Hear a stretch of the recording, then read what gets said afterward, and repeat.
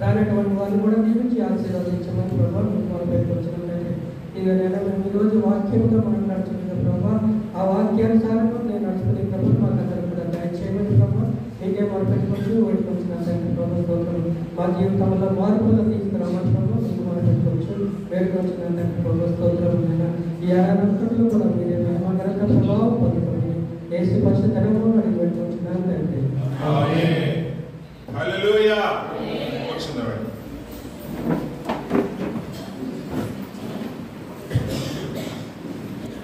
నేను కూడా మరొకసారి ప్రభువైన యేసుక్రీస్తు నామములో శుభములు తెలియజేస్తూ ఉన్నాను.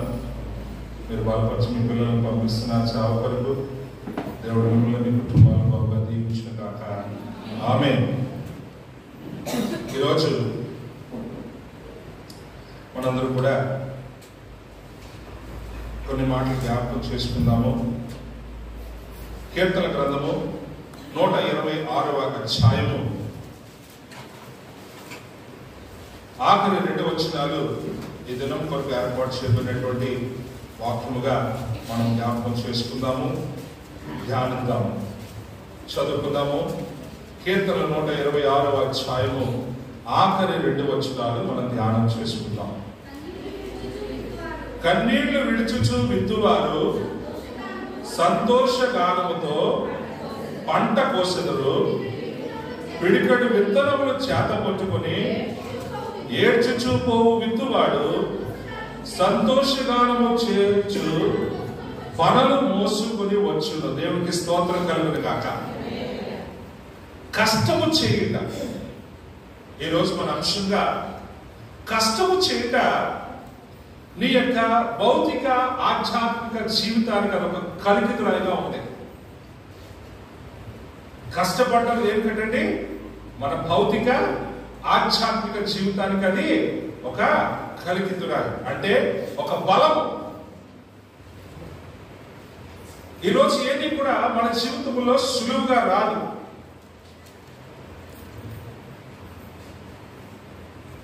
కష్టపడకపోతే పోషణ కష్టం. పోషణ లేకపోతే కుటుంబ భారాన్ని కూడా మనం సరిగా నిర్వర్తించలేము. అందుకని కొన్ని సందర్భాల్లో మన టీవీలోని పేపర్లను చూస్తాం, పోషించుకోలేక పిల్లల్ని అమ్మేసుకుంటున్నటువంటి తల్లిదండ్రులు ఎంతో మందిని మనము చూస్తాం. అది వారి పేదరికం అవ్వచ్చు, లేకపోతే మరేదైనా కారణం అవ్వచ్చు. కానీ ఈరోజు కష్టము అన్న మాట మన చెవులకు వినడానికి అది కొంత ఇబ్బందికరంగా ఉంటారు. కొన్నిసార్లు మనము ఆ మాటను బట్టి మన మనస్సు అంగీకరించిన దాన్ని బట్టి ముందుకు వెళ్తాము, లేకపోతే నెమ్మదిగా అక్కడి నుంచి ఏం చేస్తామండి, జారుకుంటాం.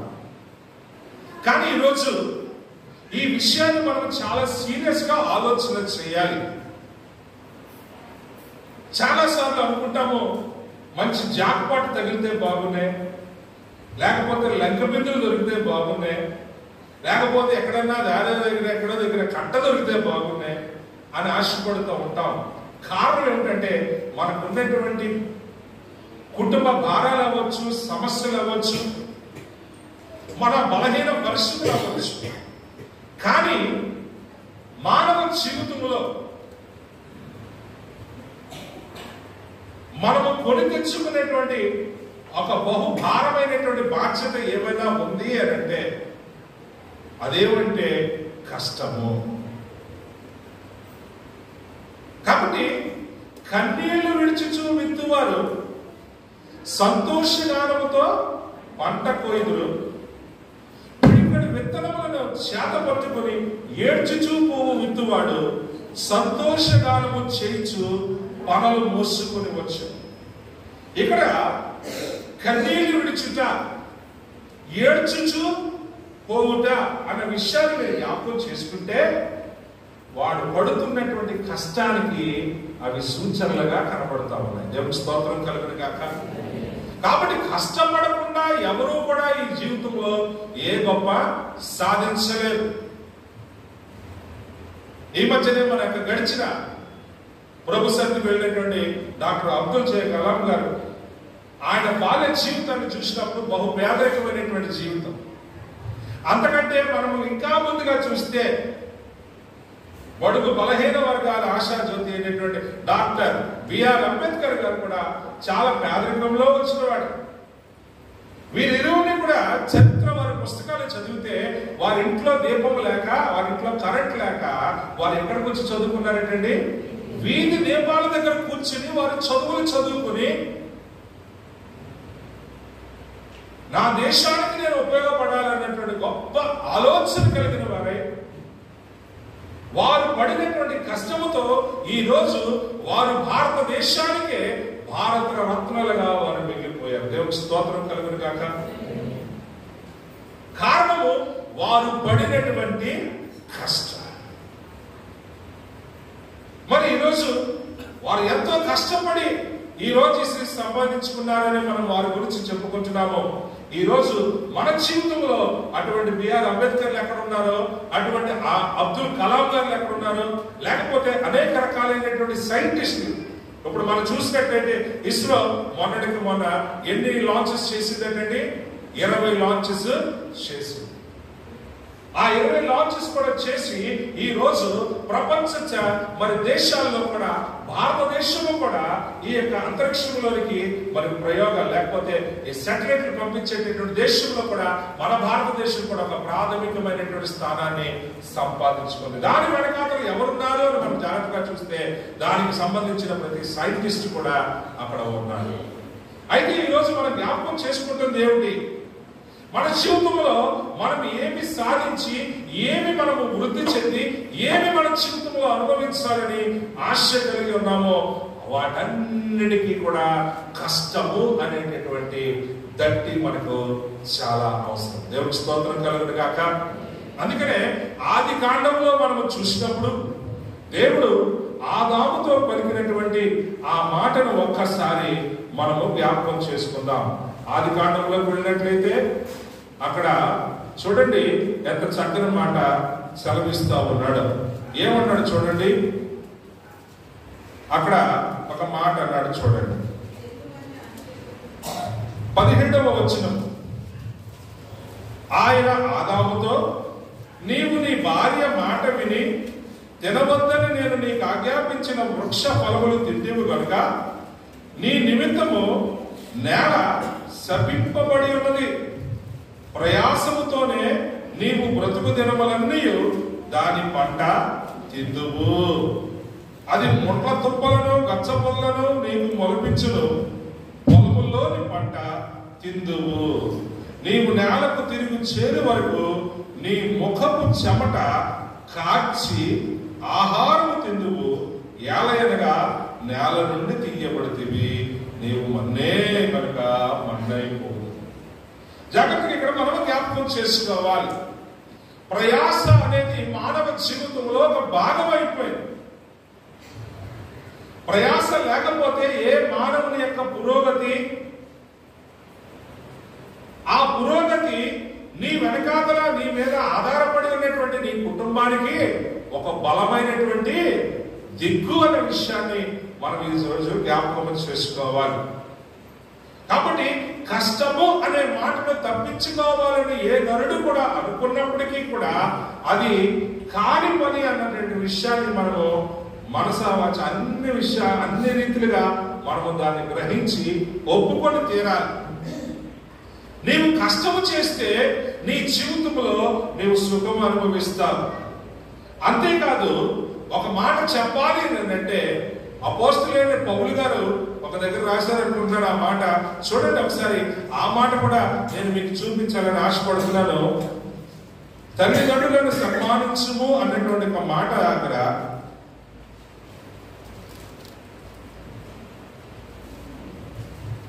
ఒక దగ్గర రాయబడి ఉంది. ఆ మాట వెంటనే గుర్తొచ్చి మీకు తెలియజేస్తున్నాను. తల్లిదండ్రులే బిడ్డలకు ఏం చేయమని కూర్చి పెట్టాలంటండి? ఏంటండి? ఈ మాటలు దొరికితే మధ్యలో ఎక్కడ చెప్పండి. తల్లిదండ్రులే ఏం చేసి పెట్టాలంటండి? బిడ్డలకు ఆస్తి సమకూర్చి పెట్టాలి. ఇదొక బాధ్యత.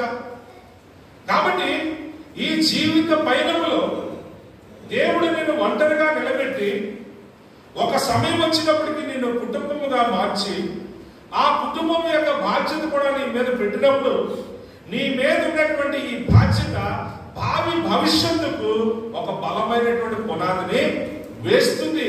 అది ఎందులో దాగి ఉంది అని నువ్వు నేను అనుకుంటే నీవు పడే ప్రయాసంలోనే. చాలాసార్లు డబ్బు సంపాదన కోసం అనేకమైనటువంటి సైడ్ ట్రాక్ అయిపోతా ఉంటాం. సులువుగా నేను డబ్బులు సంపాదించాలి, కానీ సులువుగా డబ్బులు సంపాదించడంలో మన నైతికతను మనం కోల్పోతున్నాం అన్న విషయాన్ని చాలా మంది ఆలోచన చేయరు. నైతికత అంటే ఏంటి? ఇంటిగ్రిటీ అని అంటాం తెలుగులో, ఇంగ్లీష్లో. అంటే నా పర్సనల్ రెస్పెక్ట్, నా సెల్ఫ్ రెస్పెక్ట్ ని నేను కోల్పోతూ ఉంటాను. అందుకని అనేక మంది డబ్బు సంపాదన కొరకే తమ యొక్క జీవితాన్ని అక్రమ మార్గాల్లో నడిపించుకుని వారి జీవితాన్ని వారు నాశనం చేసుకుని దొరకనంత వరకు ఏంటి చెప్పాలి? దొరకనంత వరకు దొరలు, దొరికితే దొంగలు. మరి దొరికిన దొంగకు ఏం దొరుకుతుంది? శభాష్ అని అంటారా? లేదు, వారి శిక్షకు పాత్రుడిగా మిగిలిపోతారు. కాబట్టి ఆదాముతో దేవుడు చేసినటువంటి ఆ మాటలను మనం ఒక్కసారి జ్ఞాపకం చేసుకున్నట్లయితే, నీ ముఖపు చెమట కార్చి ఆహారము తిందువు, ఏలయనగా నేల నుండి నువ్వు తీయబడితివి. జాగ్రత్తగా మనం గమనించాలి. నీ ముఖపు చెమట కార్చి ఆహారము తిందువు. దాని మీద ఆ ముందు వచ్చిన అంటున్నాడు కదా, నీవు ప్రయాసముతోనే నీ బ్రతుకు దినములన్నీ దాని పంట. జాగ్రత్తగా గమనించు. చెమట కార్చి ఆహారం తిందువు, ప్రయాసముతోనే నీ బ్రతుకు దినములలో నీ పంట నువ్వు తింటా. అయ్యగారు ఇలాగైతే ఎలాగా అని మనం అనుకుంటాం. కానీ నేను ఈ దినాల్లో ఆయా ప్రాంతాలకు వెళుతున్నప్పుడు పోలవరం వెళ్ళాను. ఒకరోజు మా అన్న కూతురు పెళ్ళైంది. ఎప్పుడు చూడండి, మొట్టమొదటి సంఘటన చూశాను. ఆటోలో వెళ్తున్నాను ఆ పోలవరం రోడ్లో, రాజమండ్రి బ్రిడ్జ్ దాటి పోలవరం ప్రాజెక్ట్కి వెళ్ళే రోడ్డు. అనుకోకుండా అక్కడ తాళపూడి ఉంది. ఆ తాళపూడి దగ్గరకు వెళ్తూ ఉంటుంటే సడన్ ఒక చెట్టు కింద ఒక వ్యక్తి తాటి ఏమంటారండి, తాటి ముందు కాసరి ఏమంటారు, అదే ముందు ఎండిపోతే ఏమంటారు, తాటి టెంకను కొడుతున్నాడు. ఏంటి పని పట్టలేదు, ఎందుకు చేసుకుని తాటి టెంక కొడుతున్నాడు ఇది అని అనుకున్నాను. కానీ ఆటో వాడు ఏం చెప్పాడో తెలుసా? ఆ తాటి టెంక చింపు తీసి కవర్లు వేస్తున్నాడు. ఎండిపో ఇది ఏమన్నా ఏంటది, పనసతోనా లేకపోతే ఏమన్నా మామిడి పళ్ళ లేకపోతే ఏమన్నా ఆరెంజ్ పళ్ళ కవర్లు వేస్తున్నాడు. లేదు సార్, అవి కూడా కూరలో వండుకోవడానికి అమ్ముతారు. అంటే నేను అక్కడ గమనించింది ఏంటంటే, బ్రతకాలని ఆశపడిన వాడికి దేవుడు దారి చూపిస్తాడు. ఆ దారిలో కూడా వాడు బ్రతకడానికి ఏం చేస్తున్నాడండి? తాటి టెంకలను కూడా కష్టపడి ఎరగొట్టి వాటిని కొత్త సొమ్ముకైనా అమ్ముకోవడానికి వాడు ప్రయత్నం చేస్తున్నప్పుడు నేను ఆశ్చర్యపోయాను. అవ్వా, ఏంటి పర్లేదు అని అంటారు. బతకాలని ఆశపడినాడు. తాటి టెంకలను కూడా అప్పుడు గుజ్జులు తీసి ప్యాకెట్లు కవర్లు వేసి సొమ్ము బతుకుతున్నాడే. ఎంత వచ్చేస్తుంది? మేము యవనస్తులైన సమయంలో మా నాన్నగారు మమ్మల్ని జైపూర్ ట్రైన్లో తీసుకెళ్ళారు. చాలా మంది జైపూర్ కిరణ్ ట్రైన్కి వెళ్ళి ఉంటారు. ఇప్పుడు కాదు, నేను ఒక 15 సంవత్సరాల క్రితం లేకపోతే 20 సంవత్సరాల క్రితం అనుకున్నాను. అరకు దాటిన తర్వాత అన్ని కూడా ఖాళీ స్టేషన్, ట్రైన్ ఖాళీ ఉంటుంది, అసలు ఎవరు కనపడరు. కొత్త రకంగా నిరుత్సాహం వస్తుంది. బాబు ఏంటి కనపడలేదు అనుకోవట్లేదు. కానీ ఆ మధ్యలో చిన్న ఊరి దగ్గర ట్రైన్ ఆగుతూ ఉన్నప్పుడు అక్కడికి వెంటనే ఆ ఊరు వాళ్ళు వచ్చేసి ఏమవుతున్నారంటే, ఆకుల్ని పొలంతో ఇంత ఆకుల్ని ఎంత డబ్బా చుట్టి, ఎంత డబ్బులను చుట్టి, అందులో ఎండాకాలం పనస పొలాలు ఒక 10 ఒక 15 పనస్తల్లో అమ్మి ఆ రోజుల్లోనే ఎంతకరా అంటే రూపాయికి 15 తొనలు ఇబ్బంది. 2 రూపాయలు దరిదాపు 20 దాటింది. కానీ అక్కడ కూడా నేను గమనించింది ఏంటంటే ఆ ఒక్క రూపాయి కోసం రోజుకి వెళ్ళేది, రోజుకి తిరిగి వచ్చే ఆ 2 ట్రైన్లు ఆగే ఆ సమయం కొరకు వారు ఆశపడి ఆ ఎన్ని కప్పులు అమ్ముతారో నాకు తెలియదు, కానీ ఆ రోజుల్లో రూపాయికి నేను అంటే వారికి ఎంత వచ్చేసిందని చెప్పేసి మనం 100,000 సంపాదించారా? లేదు. ఇక్కడ ఎలా బతుకుతారు నాన్న అని అడిగితే నాన్నగారు చెప్పింది ఏంటంటే వస్తు మార్పిడి. వీళ్ళు పండించిన ఉలవలు కానీ, ధాన్యాలు కానీ, ఆ పప్పులు కానీ, ఈ పప్పులు కానీ, పెసరపప్పు కానీ, కందిపప్పు కానీ, బియ్యం కానీ వీళ్ళు నెత్తి మీద తీసుకుని ఎక్కడ పోతారు? దరిదాపులో 7-8 కిలోమీటర్లు 10 కిలోమీటర్లు వారాంతపు సంతలు ఉంటాయి ఆ ఈ ఊర్లు. అక్కడికి ఎలా వెళ్ళిపోతున్నారు? వీళ్ళు ఖాళీ నడకడ వెళ్తున్నారు. అన్ని కిలోమీటర్లు. వారికి ఏ బస్సులు ఆటోలు కూడా లేవు.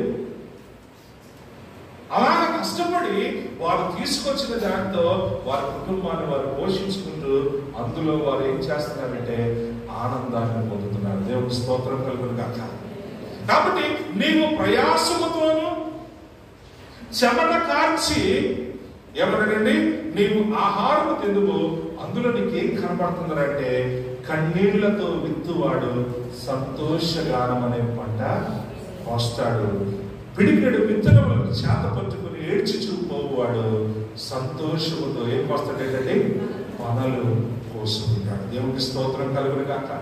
కాబట్టి ఈ రోజు నీ జీవితంలో కష్టపడడానికి ఒకవేళ నువ్వు ఇబ్బంది పడే ఆలోచనలో ఉన్నావేమో, కానీ ఈ మధ్యన ఒక మాట విన్నాను, కష్టపడి పని చేసే కంటే దానిని నువ్వు ఇష్టపడి పని చేస్తే అందులో నీకు కష్టమో. దేవుని స్తోత్రం కలుగును గాక. నువ్వు కష్టపడి పని చేయాలి అనుకుని ఒకవేళ నువ్వు నిరుత్సాహపడుతున్నావేమో, ఒక మాట నేను నీకు తెలియచేస్తున్నాను, నువ్వు కష్టపడి పని చేయకు. ఆ పని కష్టమైనప్పటికీ దానిని నువ్వు ఇష్టపడి చేస్తే ఆ కష్టము కూడా నీకు కష్టముగా ఇది మీరు ఆలోచన చేయాలి. చాలాసార్లు చిన్న పని చేయడానికి కూడా మన మనసు నిరాకరిస్తూ ఉంటాం. కానీ మన జీవితంలో, మానవ జీవితంలో కష్టము అనేది అది మనము కొని తెచ్చుకున్నదనే విషయాన్ని బైబిల్ కూలంకషముగా మనకు తెలియజేస్తుంది. అది తేట తెల్లపరుస్తుందన్న విషయాన్ని ఈ రోజు మనము జ్ఞాపకం చేసుకోవాలి. కాబట్టి ఆదికాండములోని 5వ అధ్యాయంలోకి వస్తే అక్కడ చూడండి, ఒక వ్యక్తి ఎంత చక్రగా అంటున్నాడు. 29వ వచనాన్ని నేను మీకు చూపించాలని ఆశపడుతున్నాను. చూడండి, లేమెకు 182 ఏళ్ళు బతికి ఒక కుమారుని కని ఏమన్నాడు చూడండి, భూమిని యెహోవా శపించినందువలన కలిగిన మన చేతుల కష్టము విషయములోను మన పని విషయంలోను ఇతడు మనకు నెమ్మది కలుగ చేయననుకొని అతనికి నోవాహు అని పేరు పెట్టెను. హల్లెలూయా. నోవాహు అనగా అర్థం ఏంటంటే, నువ్వు ఈ రోజు కష్టపడితే రాబోయేటటువంటి దినాల్లో నువ్వు ఏం పొందుకుంటావంటే నెమ్మది పొందుకుంటావు. దేవుని స్తోత్రం కలుగును గాక.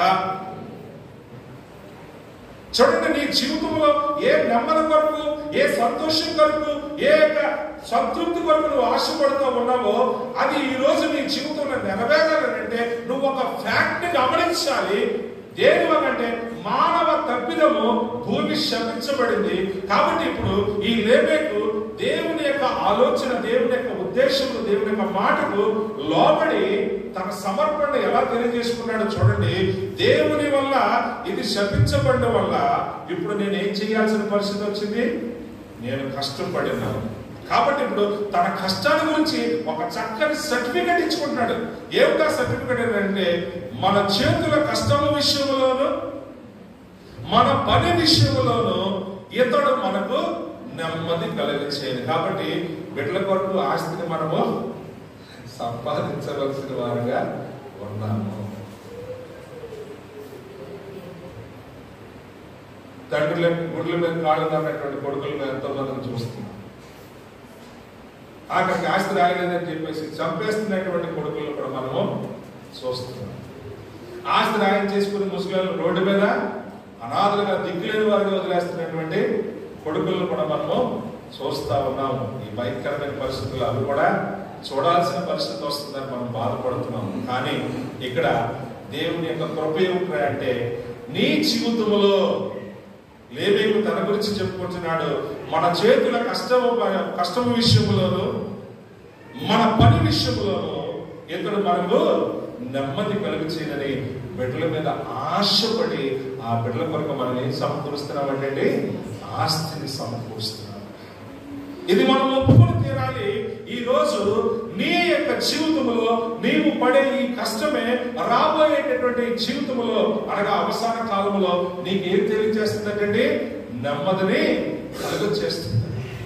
నా ప్రియమైన పిల్లరా, ఈ రోజు నీ జీవితంలో కష్టం గురించి నువ్వు ఆలోచన చేయకపోతే మీలో నుండి అబ్దుల్ కలాం కూడా రాలేకపోవచ్చు, లేకపోతే మొట్టమొదట మన భారతదేశం గర్వించదగినటువంటి ఇండో అమెరికన్ స్త్రీ అయినటువంటి కల్పన చావ్లా, ఆమె రాకెట్ దిగుతున్న సమయంలో కాలిగా పేలిపోయి చనిపోయింది. కానీ చరిత్ర పుటల్లో, ప్రపంచ చరిత్ర పుటల్లో కల్పన చావ్లా చరిత్రకి ఎక్కినటువంటి ఘనత మన భారతీయ అమెరికా సంతతికి చెందినటువంటి ఆమె.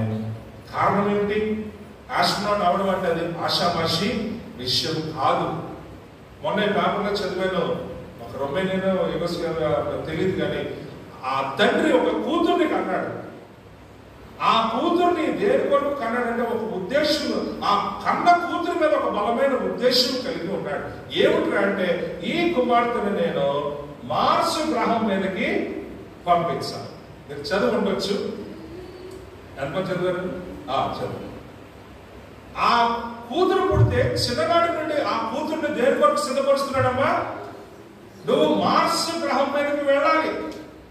దేని కొరకు వెళ్ళాలి? రాబోయేటటువంటి భవిష్యత్తులో ఆఖరికి ఇప్పుడు భూమి మీద కూడా, చంద్రుడి మీద కూడా నివాస యోగ్యమైనటువంటి స్థలం కోసము శాస్త్రవేత్తలు ప్రయత్నాలు చేస్తూ ఉన్నారు. అంతేకాదు మార్స్ గ్రహం మీద కూడా మానవుడు కాలు పెట్టి అక్కడ కూడా నివసింపే యోగ్యమైన పరిస్థితులు కనుగొనాలనే ఉద్దేశంతో ఈ తండ్రి పుట్టినటువంటి కూతుర్ని మార్స్ గ్రహం మీదకి ప్రవేశపెట్టడానికి ఇప్పుడు నుండే ఆ అమ్మాయిని తర్ఫీదు చేస్తున్నాడు. ఇప్పటికి ఆ అమ్మాయికి 7-8 సంవత్సరాలు ఉంది. అంతే 7-8 సంవత్సరాలకే ఆ అమ్మాయిని దేని పరిస్థితి పరుస్తున్నాడు? తన దర్శనాన్ని తన కూతురులో ఇంప్లాంట్ చేస్తూ ఉన్నాడు. అమ్మా నువ్వు మార్స్ గ్రహం మీదకి వెళ్ళాలి. ఈ కష్టంలో నీ జీవితంలో సుఖాల కోసము సంతోషాల కోసం నువ్వు ఆలోచన చేయడానికి వీల్లేదు. ఆ రోజుగానే స్వాతంత్ర సమర యోధులు తమ జీవితాల్లో ఉన్నటువంటి సుఖాలన్నింటినీ కూడా పక్కన పెట్టి దేశం యొక్క స్వాతంత్రం కొరకు పోరాటం చేసి ఉండకపోతే ఈ రోజు మన దేశం కూడా స్వతంత్ర దేశముగా ఉండేది కాదు. వారు చేసినటువంటి పోరాటాలు, పడినటువంటి కష్టాల ఫలితమే ఈ రోజు మనము 75వ గణతంత్ర దినోత్సవాన్ని ఎంత గొప్పగా జరుపుకున్నామన్న విషయాన్ని జ్ఞాపకం చేసుకున్నాం. కాబట్టి కష్టము అన్న మాట మన జీవితాల్లో అది కష్టముగా కనబడకూడదు, కానీ దానిని మనము ఒక ఆభరణముగా ధరించుకోవలసిన వారుగా ఉన్నాము. రాబోయే దినములలో ఆ కష్టమే మనకి ఏం తెచ్చిపెడుతుందండి? నెమ్మదిని తెచ్చిపెడుతుందన్న మాట మనం జ్ఞాపకం చేసుకోవాలి. నువ్వు పడే కష్టాన్ని ఎవడో కూడా దొంగిలించడు. నీ కష్టమే నీ జీవితంలో నీకు మిగులు. ఈ కష్టంలో నువ్వు సంపాదించే సంపాదన కూడా దొంగిలించాలని ప్రయత్నం చేసినా, నీవు శోధనలో పడినా, కష్టంలోనికి నిన్ను ఇంకా కష్టంలోకి వెళ్ళినా దేవుడు నీ పట్ల గొప్ప న్యాయం కూడా చేసేవాడుగా ఉన్నాడు. ఈ రోజు ఆ దేవుడే నీ యొక్క కష్టాన్ని కూడా దీవించేవాడుగా ఉన్నాడన్న విషయాన్ని జ్ఞాపకం చేసుకోవాలి. అందుకనే ఆ 129వ దావీదు కీర్తన, అది సొలొమోను భక్తుడి గారు రాసినటువంటి కీర్తన, దావీదు రాసింది కాదు. 129వ దావీదు కీర్తన, మన దావీదు కీర్తన అలవాట్లో మాట్లాడతాం కానీ 129 యెహోవా యందు భయభక్తులు కలిగి ఆయన త్రోవలో నడుచువాడు ధన్యుడు, నీవు ధన్యుడవు, నీకు మేలు కలుగును, నిశ్చయముగా నీ చేతుల కష్టార్జితమును నీవు అనుభవించదు. దేవుడికి స్తోత్రం చెప్పండి నమ్మిన వాళ్ళు. నిశ్చయముగా నీ చేతుల కష్టార్జితమును నీవు అనుభవిస్తావు. కాబట్టి స్కూల్కి వెళ్ళిన వారు, కాలేజ్కి వెళ్ళిన వారు ఈ సమయంలో మీరు చదవడంలో మీరు మీ ప్రయాసను కొనసాగించాలి. అంతేకాదు ఇంటిలో తల్లిదండ్రులు నేర్పించే ప్రతి పనిని కూడా మీరు నేర్చుకుంటూ, అమ్మా ఇది నాకు కష్టం అని అనకూడదు, కానీ చెప్పే ఏ పని అయినా సరే దాన్ని ఇష్టపూర్వకంగా నువ్వు చేయడానికి ప్రయత్నం చేసినప్పుడు ఆ కష్టము కూడా నీకు కష్టముగా అనిపించదన్న విషయాన్ని జ్ఞాపకం చేసుకోవాలి. అందుకనే ఆదికాండంలో 31వ అధ్యాయంలో యాకోబు గారు తన మామతో అన్నటువంటి ఒక మాటను నేను మీకు జ్ఞాపకం చేస్తాను. 42వ వచనము, యాకోబు గారు తన మామతో అన్న మాటను నేను మీకు జ్ఞాపకం చేస్తాను. అందరూ తీసారా? ఏంటి ఈ మధ్య బాగా చదివితే ముందు తీసేస్తాను. మిగతా కూడా ప్రయాసపడాలి.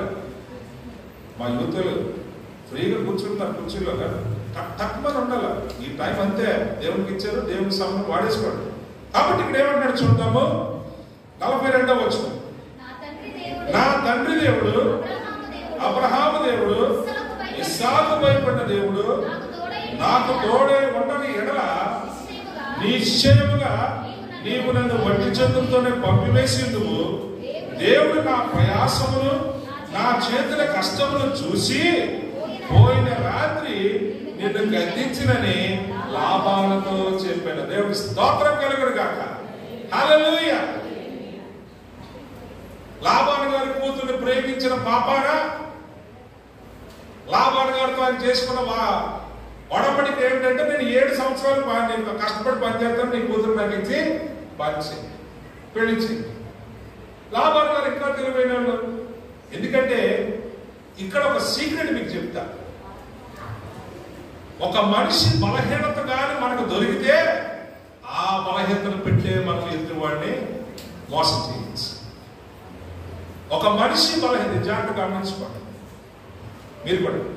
ఒక మనిషి యొక్క బలహీనత ఎదుటివాడికి తెలిసిందా, వాడుకున్నంత వరకు వాడుకుని ఆఖరిలో ఆ బలహీనతతోనే పోరాటం పడుతుంది. ఏం చేయడం.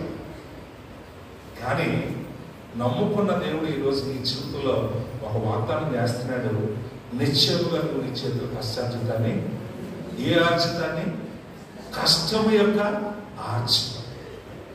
నువ్వు కష్టపడితే సంతోషగానముతో నీ పనులు నువ్వు కోసుకుంటావు, ఖచ్చితంగా నువ్వు అనుభవిస్తావు. కానీ ఇప్పుడు లాభాన్ని ఏం చేశాడంటే, 7 సంవత్సరాలు కొట్టాడు, మొట్టమొదటి దెబ్బ ఇదే నుంచి చేశాడు. మళ్ళీ ఇంకొక 7 సంవత్సరాలు చేశాడు. ఈలోగా చక్కని బిడ్డలు పుట్టారు. ఏ 20 సంవత్సరాలు అయిందో, ఏ 24 సంవత్సరాలు అయిందో, ఏ 30 సంవత్సరాలు అయిందో, ఇక చాలు నేను నా యొక్క తండ్రి ఇంటికి నేను వెళతానంటే, అక్కడ కూడా ఆ కథ మీరు విని ఉండొచ్చు. ఏ గొర్రెలైతే మచ్చలు కలిగి ఉంటాయో అవి నావి, మచ్చలు లేనివన్నీ నీ దేవుని స్తోత్రం కలుగును కాక. First of all scientific reason ఇక్కడ కనబడింది. ఎందుకంటే ఒకసారి ఒక బుక్లో కథ చదివాను. 2 అమెరికా దంపతులకి గర్భం వచ్చినప్పుడు పుట్టినవాడట నల్లగా పుట్టాడు. ఏముందండి? 2 అమెరికా దంపతులకి ఎవరు పుట్టారంటే ఒక నల్లగా వీడు పుట్టాడట. ఆ భర్త వచ్చి ఇది నా సంతానం కాదన్నట్టుగా ఆలోచన చెప్తే వెంటనే ఆ డాక్టర్లు, ఆ సైంటిస్టులు, మీరు ఏదైతే ఆలోచనతో ఉంటారో ఆ ఆలోచన బలంగా ఉన్నప్పుడు దాని యొక్క ప్రభావము బిడ్డ మీద పడుతుందని వారు శాస్త్రయుక్తంగా నిరూపించినప్పుడు ఆ తర్వాత ఆ భార్యని అతను హత్తుకున్నట్టుగా మ్యాగజైన్లో చదవడం జరిగింది. అది ఎక్కడ కనబడింది అని అంటే బైబిల్లో ఆ స్థలంలోని. అవి ఎప్పుడైతే నీళ్ళ తాగడానికి వస్తాయో ఒక కర్రకి తాడుని కాల్చి దాన్ని పట్టడం వల్ల మనకు కచ్చరపాలు అయితే కర్రలు దొరుకుతాయి. మామూలు పచ్చని కర్ర దొరుకుతుంది, నల్ల మచ్చల కర్ర కూడా దొరుకుతుంది. ఈ నల్ల మచ్చలతో తాడుతో ఒక డిజైన్, అలాగా ఒక నల్ల మచ్చలతో ఆ కర్రను కలపట మీద కట్టినప్పుడు అవి ఏం చేస్తున్నాయండి, గొర్రెలు తన కింద పెట్టుకుని తాగుతాయి కదా, ఆ ప్రతిబింబం నీటిలో పడుతున్నప్పుడట వాటి యొక్క ప్రభావం గర్భంలో ఉన్న బిడ్డ మీద పడిందట. ఎప్పుడైతే అవి కన్నాయో ఈనాయో వచ్చినటువంటివన్నీ కూడా ఎలా పుట్టినాయి ఏంటంటే సారాలు కలిగినటువంటి. ఇది ఆశ్చర్యం, ఇది ఆశ్చర్యం అంతే. కాబట్టి లాబాను అక్కడ మోసం చేద్దామని చూశాడు. ఆ సమయంలోనే ఈ మాట యాకోబు తన మామైనటువంటి లాబానుతో రే ఎంతకాలం మోసం చేస్తావా నా బలహీనత, ఎప్పుడో మా నాన్న దగ్గర అబద్ధమాడి నేను బయటకు వచ్చానన్న సంగతి నీకు తెలిసిపోయి నన్ను ఇన్ని సంవత్సరాలు నీ దగ్గరికి ఎలా వాడుకున్నావు, ఒక దాసుడిగా వాడు నీకు అల్లుడినే అవ్వచ్చు, కానీ నువ్వు నన్ను ఎలా చూసావు, నీ దృష్టిలో ఒక పన్నుడిలాగా చూసావు, నా కష్టమంతా దోచుకున్నావు. కానీ ఈరోజు ఎంత చక్కని స్టేట్మెంట్ ఇచ్చాడంటే యాకోబు గారు. ఏమంటాడండి చూడండి, నా తండ్రి దేవుడు అబ్రహాము దేవుడు ఇస్సాకు భయపడ్డ దేవుడు నాకు తోడై ఉండని ఎడల నిశ్చయంగా నీవు నన్ను ఒంటి చేతులనే పంపివేసిందువు. దేవుడు నా ప్రయాసమును నా చేతుల కష్టమును చూచి పోయిన రాత్రే నిన్నేం చేశాడండి, గద్దించిన. దేవుని స్తోత్రం కలుగును గాక. నీ కష్టాన్ని దేవుడు ఎప్పుడు కూడా నష్టముగా మార్చు. ఈరోజు ప్రభునందు విశ్వాసం ఉంచిన నీవు ప్రభు దగ్గరికి నువ్వు తీసుకొచ్చేటటువంటి ఆ కృతజ్ఞత అర్పణలో ఏముందంటే కన్నీళ్లు, నీవు పడినటువంటి శ్రమ, నీవు పొందినటువంటి ఆ గాయాలు ప్రభుకి నువ్వేం చేస్తున్నావండి, అర్పణగా ఇస్తున్నావు. దేవుని స్తోత్రం కలుగును గాక. అందుకని ఈరోజు కష్టపడకుండా మన జీవితంలో మనం ఏది కూడా సాధించలేము. ఏమన్నా సరే ఒక మాట చెప్పడానికి కూడా దాని గురించినటువంటి విషయ అవగాహన మనము కలిగి ఉండకపోతే ఆ విషయాల గురించి కూడా మనం ఏమీ చెప్పలేము. కాబట్టి చదువుకుంటులో మనం ప్రయాసపడాలి, మన పనిలో మనము ప్రయాసపడాలి, మనకు ఉన్నదానిని కూడా మనము బాగు చేయడంలో ప్రయాసపడాలి. ఇంకా బిడ్డలకు తెలియని విషయాలు ఏమైనా నేర్పించాలి అని వస్తే తల్లిదండ్రులకు మనము వాటి గురించి కూడా అధిక ప్రయాస పొంది మన బిడ్డల యొక్క సంతోషాన్ని మనం సూచన ద్వారా మన జీవితంలో ఏం పొందుకుంటామేంటండి, ఇతడి వలన నాకు నెమ్మది కలుగునని అతనికి ఏం పేరు పెట్టాడంటే నోవాహు అని పేరు పెట్టాడు. దేవుడి స్తోత్రం కలుగును గాక. కాబట్టి ప్రసంగి గ్రంథము 4వ అధ్యాయంలో ఆ 9వ వచనము ఎంత చక్కగా మనకు సెలవిస్తుందో ఒకసారి చూద్దాము. ప్రసంగి గ్రంథము 4వ అధ్యాయము 9వ వచనము. అందరూ తీసారా? 4వ అధ్యాయం 9వ వచనం చెప్పమ్మా. ఇద్దరి కష్టము చేత ఉభయులకు మంచి ఫలము కలుగును గనుక ఒంటిగాడే ఉండుట కంటే ఇద్దరు కూడి ఉండుట మేలు. దేవుడి స్తోత్రం కలుగును గాక. ఈ మానవ జీవితంలో దేవుడు ఏం చేశాడంటే నరుడు ఒంటరిగా ఉండుట మంచిది కాదని సాటి అయినటువంటి సహాయాన్ని ఇచ్చాడు. ఏమి ఇచ్చాడండి? కాలు కింద చూపించుట, లేదా నెత్తి మీద రాయించుట. ఏమిచ్చాడు? అందుకని ఒక పాస్టర్ గారు అన్నారు, కాలు కింద చెప్పుగా పెట్టలేదట, తల మీద రాయిగా కూడా పెట్టలేదట, పక్కన నిలబెట్టాడట. ఎందుకంటే సాటి అయిన సహాయం. హల్లెలూయా. స్త్రీని తక్కువ చేయలేదు, ఎక్కువ చేయలేదు, వారి ఇరువురు కూడా ఏక శరీరులై ఉందరనేటువంటి విషయాన్ని మనం గమనించుకున్నప్పుడు ఇప్పుడు జీవిత భాగస్వామి కూడా భర్తకు ఏమైందంటే తన కష్టములో తోడయ్యింది. దేవుడికి స్తోత్రం కలుగును గాక. కాబట్టి ఈరోజు ఒక కుటుంబ వ్యవస్థ బలముగా మనం వెళ్ళాలి అంటే భర్తకు భార్య కూడా సాటి అయినటువంటి సహకారంగా ఉండాలి. ఆ కష్టంలో కూడా తన పాలు మొక్కులు పొందాలి. భర్త తెచ్చేదానిని ఏ రీతిగా మరి భార్య వాడుతుందో దాన్ని బట్టి బిడ్డల యొక్క సంతోషాన్ని కూడా మనము చూస్తూ ఉన్నామన్న విషయాన్ని గమనించాలి. ఇక్కడ చాలా మంది నేను చూస్తూ ఉన్నప్పుడు వాళ్ళ వ్యక్తిగత సాక్ష్యాలు నేను వింటూ ఉన్నప్పుడు, లేకపోతే వారి కుటుంబాలను నేను దర్శించినప్పుడు, వారి పరిస్థితులు నేను గమనించినప్పుడు కొన్ని విషయాలు బయటకు మనం చెప్పుకోము. కానీ తల్లిదండ్రుల్లో భార్యాభర్తలుగా వారు పడుతున్నటువంటి కష్టాలు ఒక దైవజనుడిగా చూసి నేను ఎంతగానో ప్రభువును స్తుతించేవాడు. దేని కొరకు? బిడ్డల యొక్క భవిష్యత్తు మంచిగా ఉండడం. తద్వారా ఎవరు నెమ్మది పొందుకుంటారు? బిడ్డలు సంతోషంగా ఉంటే తల్లిదండ్రులు సంతోషంగా ఉంటారు. కాబట్టి ఈ రోజుల్లో మనము ఇంట్లో గృహిణైనా బయట ఉద్యోగస్తురాలైనా, మా అమ్మ నాకు మంచి ఉదాహరణ. ఆవిడ ఏ రోజు కూడా ఖాళీగా ఉన్న మనిషి కాదు. ప్రభు దగ్గరికి అందరికంటే ముందుగా వెళ్ళిపోయింది. అందరి బట్టి సంతోషించేది కంటే ఒక బాధ మిగిలిపోతుంది. ఎందుకంటే నేను ఆవిడ గురించి విన్న మాటలు ఏంటి అంటే, చిన్నప్పటి నుంచి ఆవిడ కష్టపడే పైకి వచ్చింది. ఇంట్లో కష్టం నేర్చుకుంది. మనం వెళ్ళాం మా ఊరు కాలువలు ఉంటాయి, కాలువ పనం పొలం పనం వెళ్ళి డబ్బులు సంపాదించుకొని 5 మైళ్ళు స్కూల్కి. ఇగో మన ప్రభుదాస్ గారు, సంజీవరావు గారు, వీళ్ళందరూ కూడా ఒకే గుంపులో ఒకేసారి కలిసి ఆ స్కూల్కి నడుచుకుంటూ వెళ్ళేవారు. మా అమ్మనే కాదు ఈ సమయంలో వారిని కూడా జ్ఞాపకం చేసుకున్నారు. ప్రభుదాస్ గారు, సంజీవరావు గారు కూడా అమ్మతో పాటే, అమ్మ కంటే వీళ్ళు 1-2 సంవత్సరాలు చిన్నవాడు, మా అమ్మగారు అక్క. కాబట్టి వీళ్ళందరూ కూడా స్కూల్కి కష్టపడి వెళ్ళేవారు. ఎన్ని మైళ్ళు అంటే 5 మైళ్ళు, మైళ్ళు 8 కిలోమీటర్లు నాకు తెలీదు, కానీ చాలా దూరం. చిన్నప్పుడు ఆ దీపాల్లో చదువుకున్నారు. 10th క్లాస్ అయ్యింది, వెంటనే టైం నేర్చుకోవడానికి మల్కీపురం, రాజోలు కేశవదాస్పల్లి నుంచి మల్కీపురం వెళ్ళాలంటే చాలా దూరం. ఆ షార్ట్ హ్యాండ్ నేర్చుకోవడానికి, హైర్ హ్యాండ్ నేర్చుకోవడానికి వెళ్ళింది. ఇంటర్మీడియట్ కంప్లీట్ చేసి నాన్నగారి జీవితంలో ప్రవేశించారు. వైజాగ్ భార్య జీవితం, కుటుంబ జీవితం. ఇంటికి వచ్చి కూడా ఏ రోజు కూడా ఖాళీగా ఉండేది కాదు. మాకు వెంట ఏదో ఒకటి చేసి పెట్టండి. ఒక్క శనివారం ఆవిడకి సెలవు దినము. ఆ శనివారం కూడా ఇల్లంతా కడిగేసి చుట్టూరు ముగ్గులు పెట్టి తను బట్టలు ఉతికి స్నానం చేసుకుని తలుపు ఒక 45 నిమిషాలు మూసుకునేది. ఆవిడ స్నానం చేసుకుని లోపలే బైబిల్ ఆంధ్రకాశలు పట్టుకొని ప్రార్థన చేసుకుని వాక్యం చదువుకుని ఆవిడకి ఎంత ఇష్టమైన పాట కొనియాడ తరమైన ఎక్కువగా అదే పాడతాం.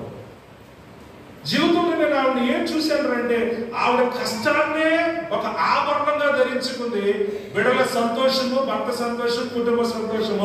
ఆవిడ ఆఫీస్కి వెళ్ళాలంటే 2 బస్సులు మారి వెళ్ళాలి, కానీ కష్టాన్ని ఏ రోజు కూడా కష్టంగా చూడలేదు. ఆ కష్టాన్ని కూడా ఆవిడ ఏం చేసుకుందండి, ఇష్టపడి ఈరోజు బిడ్డల యొక్క క్షేమాల్ని చూడాలన్న ఆశతో ఆవిడ కష్టపడ్డారు. నాన్నగారు అయితే సైకిల్ తోపుకుని కూడా వెళ్ళిపోయేవారు ఆఫీస్. బండి మీద కూడా వెళ్ళొచ్చు. మా నాన్నగారు ఎలాంటి స్ట్రిక్ట్ మ్యాన్ అని అంటే ఏదైనా పని అవసరమైతే ఈ నెల ఇంట్లో చికెన్ బంద్ అనేవాడు. అంతే, దొరికే ఒక వారం ఆదివారం దొరికే చికెన్ ముక్క కూడా దొరకకపోతే ఎలా ప్రభువా. ఆయన కఠినంగా నిర్ణయాలు తీసుకున్నారని మనం అనుకోవచ్చు, మేము అనుకునేవాడు. కానీ దాని వెనకాతల ముందున్నటువంటి అవసరతను ఎలాగ తీర్చాలి అనే ఆలోచన ఒక తండ్రి, అందులో ఆయన పడుతున్న కష్టాన్ని మనం గమనించాలి. దేవునికి స్తోత్రం కలుగును గాక. ఆ కష్టమే లేకపోతే ఈరోజు ఈ ఫెసిలిటీసే మనకి రావు. దీని వెనకాతల వారు పడ్డ ప్రయాస, వారు పడిన కష్టము ఈరోజు మనం జ్ఞాపకం చేసుకోవాలి. కాబట్టి ఈరోజు నీ జీవితంలో ఒకవేళ ఆ కష్టాన్ని నువ్వు కష్టంగా చూస్తున్నామేమో, కానీ ఆ కష్టాన్ని నువ్వు ఇష్టంగా ఒక ఆభరణంగా ధరించుకుని ప్రభువా ఒక మాట నేను మీకు జ్ఞాపకం చేయాలని ఆశపడుతూ ఉన్నాను. చూడండి 28వ అధ్యాయంలోకి వెళదాము. నేను ముగిస్తాను, సమయం అయిపోయింది. ఆదికాండం 28వ అధ్యాయంలో యాకోబు ఒక డీల్ చేసుకున్నాడు. ఆ డీల్ మేము ముందు ఉంచాలని నేను ఆశపడుతూ ఉన్నాను. 28వ వచనం, 28వ అధ్యాయంలో 19వ వచనం నుంచి చదువుతున్నాను. చూడండి, అందరూ తీసారా? ఆదికాండం 28వ అధ్యాయం 19వ వచనం. రాయుడు చూస్తున్నావా? బాబు వచ్చేసింది, జాగ్రత్త. రైట్, నేను జాగ్రత్త చేసుకోవాలి. ఏమన్నాడు చూద్దాం. మరియు అతడు ఆ స్థలమునకు బేతేలను పేరు పెట్టెను. అయితే మొదట ఆ ఊరి పేరు లూజు. అప్పుడు యాకోబు, నేను తిరిగి నా తండ్రి ఇంటికి క్షేమముగా వచ్చినట్లు దేవుడు నాకు తోడై ఉండి నేను వెళ్ళుచున్న ఈ మార్గములో నన్ను కాపాడి తినుటకు ఆహారమును, ధరించుకుంటకు వస్త్రములను నాకు దయచేసిన ఎడల యెహోవా నాకు దేవుడై ఉండును. మరియు స్తంభముగా నేను నిలిపిన ఈ రాయి దేవుని మందిరమగును. మరియు నీవు నాకు ఇచ్చి యావత్తులో 10వ వంతు నిశ్చయముగా నీకు చెల్లించదనని మొక్కుకొనెను. దేవునికి స్తోత్రం కలుగును గాక. పాస్టర్ గారు ఈ మధ్య యూట్యూబ్లో ఈ దర్శన భాగంలో తెగపడం చేస్తారు. మనకు లేని బాధ ఆలోకించిపోయింది, అదే కదా.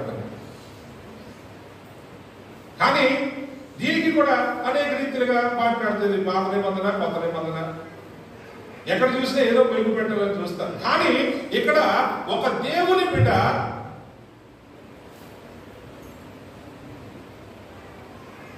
అబ్రాహాము దేవుడు, ఇస్సాకు దేవుడు, యాకోబు దేవుడు, నా దేవుడు ఈ రోజు నా ప్రయాస నిన్ను గద్దించాడు. అంటే ఇప్పుడు యాకోబు మనసా వాచ ఆ తండ్రిని తన యొక్క దేవుడిగా, తన యొక్క అధిపతిగా, తన యొక్క ప్రభువుగా ఎంచుకుని ఈరోజు నమ్ముకున్న ఆ ప్రభుతో తన డీల్ చేసుకున్నాడు. ఇక్కడ ఏం డీల్ చేసుకున్నాడు? నీవు నాకు ఇచ్చిన యావత్తులో కూడా నేను ఏం చేస్తానండి, 10వ వంతు నేను నీకు ఇస్తాను. ఇక్కడ విషయం ఏమిటంటే, నేను 2 ప్రయాణాల్లో నా పరిపాట్లన్నింటిలో నీవు నాకు ఏం చేయాలండి, నేను చక్కగా తినుటకు ఆహారము, ధరించుకుంటకు వస్త్రములను నీవు నాకు దయచేసి. అందుకనే సామెతల గ్రంథములో ఆ మాట చదువుకుందాము. సామెతల గ్రంథంలోకి వెళదాము. 10వ అధ్యాయము 22వ వచనం. సామెతల గ్రంథము 10వ అధ్యాయము 22వ వచనం. తీసారా అందులో?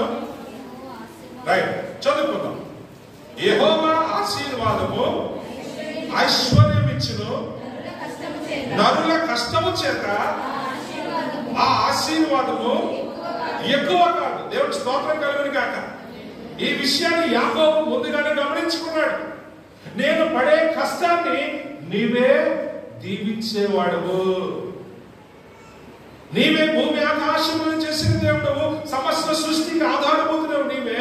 నీ వల్ల ఈ పశుపక్షాదులు సృష్టిలో ఉన్న సమస్తము కూడా కలిగింది. కాబట్టి ఈ రోజు మా ముత్తాత గారు చేసుకున్న పని వల్ల నాకు ఈ పని తప్పదు. కానీ అయ్యా, నేను ఒకటే అడుగుతున్నాను, నా రాకపోకల్లో తింటకు ఆహారం వేసుకోవడానికి వస్త్రాలు నా పనిలో నువ్వు నాకు తోడై ఉంటే నిశ్చయంగా నీవు నాకు ఇచ్చిన దాంట్లో 10వ వంతు నేను నీకు.